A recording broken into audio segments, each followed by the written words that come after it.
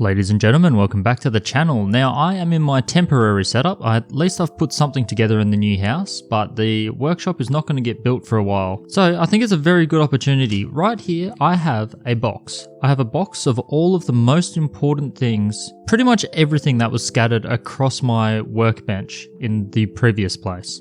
Now YouTube, everything is heavily edited and you can make anything look like anything basically, but here this is going to be an opportunity to have a really authentic view of exactly what I use all the time. Hopefully there's nothing embarrassing in the box, but we'll soon see, and hell, I could always delete it out. But let's get into it. So I've got my face mask, wear that every cut, got my safety glasses which I wear but I don't really need to because I cut everything in a glass box anyway to stop the splash hitting the camera so you guys can actually see something. And along those lines, I've got these tissues, especially when I'm working boulder opal. They can be a huge mess, and if I didn't have these tissues, you guys would see absolutely nothing over the course of a cut. It would get very foggy. Now, what do I have in here? Alright, so this one I don't use too much, but it was on my desk anyway. This is the super thin cutting disc. It's very small, which is why I don't use it that much, and it's also very thin. I use this to cut between color bars in Cooper PD material mostly, because then I can get both color bars to face. So that's a bit of a rarer case. Here I've got the sandpaper drums that I use. For some reason I opened up the bottom of the box. These ones are pretty much expired now. Some of them are getting really low. The higher grit ones not so much because sometimes I switch out of them before then. This is a sour gummy mix lid. So this is what I mix my epoxy resins on. I've got epoxy 330 here. That's just for doubleting, that is not for dopping. Below that I've got what I use for dopping, and you can see these tubes are getting pretty used now. So Araldite 5-minute epoxy, A and B, done videos on that. I will have an assortment of different, well, what I call textures. They're permanent markers, Sharpies, all that kind of thing. Really fine ones for small inclusions.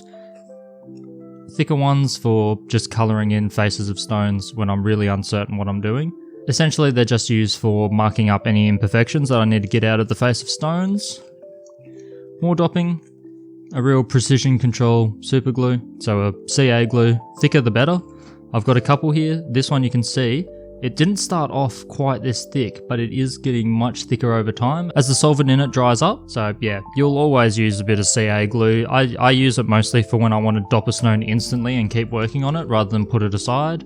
I've got my resin burrs, that's a new pack, but I'll have a worn pack in here somewhere. My number one most used tool, that's the assorted grit sintered diamonds. They're still in pretty good nick for something that's been running for a couple years. My Riley gun supplied gem light, still got some charge in it. It's got like a white, a yellow and a UV. Kinda cool, goes to a really pointed taper. I use this for my x-ray vision so I can see inside stones. Toothpicks for dopping really tiny pointers, like really tiny. This is like fractions of a point. When you start getting to stones that are fractions of a carat, they get pretty tiny, and typically I only cut them into circles and I dop them onto one of these, load it up into the roto tool and use the sandpaper method, which I've shown on the channel before. I also use these for when I'm using diamond paste. They'll be in here somewhere as well. Got my little eyeglass. I think this one's only like a 3x magnification. It's good enough to make sure that you get a stone that looks pretty perfect to the natural eye, but you can still pick up a few things with this, and it's just quick and easy to just pick up and use. Easier than other loupes that I have. What else do we have? We've got my chunky boys. So the full kit of 80 grit sintered diamonds. They do all my blitzing through large chunks of material to get to color bars and stuff. Typically I'll use these before I even start a video and just rub some stones back and then decide on whether they're worth recording or not, and then switch over to the assorted. So you won't see these on the channel too much unless you see me pick up a very raw piece of boulder opal or something and there's like 2 centimeters of ironstone mud to get through. That's when you'll see these. We've already talked about all of these markers. I've always got a lot on my desk. Here is, alright, that was really stuck in there. Here is my other loupe that I use. So it's got 2 different magnifications, a 30 and a 60. This is way overkill, but I do like it for the really good stones. I like to get them absolutely perfect, even to like a 60x magnification. one of my more standard cutting discs, though I don't really use it too much anymore since I managed to source these 60mm ones. The ones that I also sell on the store, I pretty much only use these big ones now. Once you get used to them, they don't actually feel that unnatural to use. So pretty good. Alright, and then here we go with my felt buffer or calico buffer or whatever. That's for some of my metalwork that I've been doing more recently. I've got 2 tubs here. So there's my aluminium oxide powder mixed in a tub of water. These are the tubs that I use because they've got lids and you can screw them down and not get them contaminated. Cerium oxide.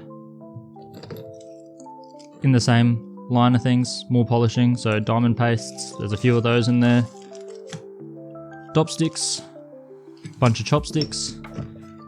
I've got something that I really can't lose, the tool for changing out my bits on the rotary tool. More diamond paste we've already looked at. Oh, that's actually for a video that hasn't been released yet, so we'll skip over that. Here we have my dressing stick, which I always have there just to clean up burrs and prepare new ones. You'll see the end here is constantly getting chewed up as I repair or start up new resin burrs, because you do burn through them pretty quickly. And yeah, like I said, there's a pack of used resin burrs in here already. What else do we have? Oh, this is just something that I use as a dopstick holder. It's actually a KF fitting for vacuum related stuff. Just machined on the lathe. Nova points have snuck in here. There's probably a kit of those loose running around. And a bunch of old felts that kind of actually need to go in the bin because they're most likely contaminated with a bunch of things, but I saved them for a video showing when to replace felt tips. And that's about it. There's a little nylon brush that I use to clean stones occasionally. There's a little opal in here. Oop, I've just dropped him. I'm trying to look at all of this through the lens of the camera. There's a little opal there that I cut on the channel quite a while ago. Don't know how he ended up there. Like I said, I had to pack all this up really quickly, chuck it in the back of the truck and get it gone within a couple hours. So I put all my most important things in here. Wooden dowel that I've mounted onto a mandrel as well, just a screw mandrel. And yeah, that's basically it. This pack here has all of my Nova points and a couple of the prototype resin burrs in it before I got them recolored and tweaked a little bit. And that's, yep, that looks like pretty much it. So essentially, everything I need to get the channel back up and running is sitting right here. Except for the rotary tool, which is too big to fit in that box. It's on a box on the floor right next to me now. So, if you're really looking to get into the hobby, you can fit pretty much everything you need in one tiny little box. All in all, the total cost of all of this would be, I don't know, it's a few $100s, but you can go much cheaper. You can see that I don't have any electroplated diamond burrs, I've just got the sintered. I don't use electroplated anymore, but I did start out with electroplated. I think everyone should at least try out one set, and if you really like it, then upgrade to the sintered diamonds, but the cost is like 10 times more, so you got to weigh that up all the time. Safety gear, always super important, especially if you're not cutting with like a glass box or any kind of enclosure. It's really good to have your mask.